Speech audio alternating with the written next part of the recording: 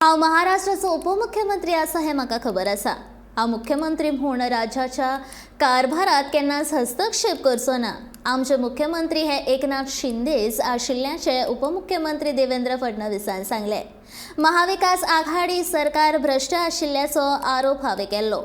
हाचो अर्थ असो न्ही की सगळेच आमदार भ्रष्ट आसात अशें फडणवीसाचें म्हणणें। उपमुख्यमंत्री जाल्या उपरांत देवेंद्र फडणवीस पयलेच फावट नागपूर दौऱ्यार गेला ह्या वेळार तो उलयतालो। म्हटलं नाही की उपमुख्यमंत्री संवैधानिक नाही, 100% संवैधानिक आहे। कारण जेव्हा तुम्ही शपथ घेता ती शपथ संविधानाची आहे। मी एवढंच सांगितलं आणि आजही सांगतो की मुख्यमंत्री हाच प्रमुख असतो।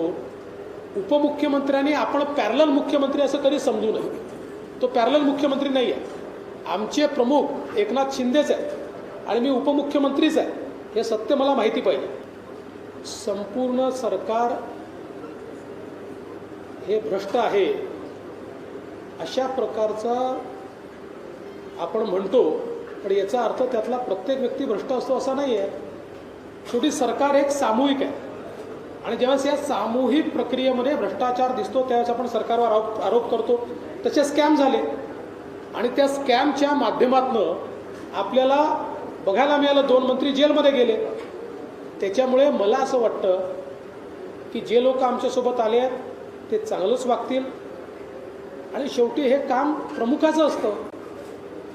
मी सरकार चालवलं आहे, प्रमुखाने ठरवलं तर सरकार पारदर्शी चालतं आणि प्रमुखांनी ढील दिली तर सरकार भ्रष्टाचार करतं।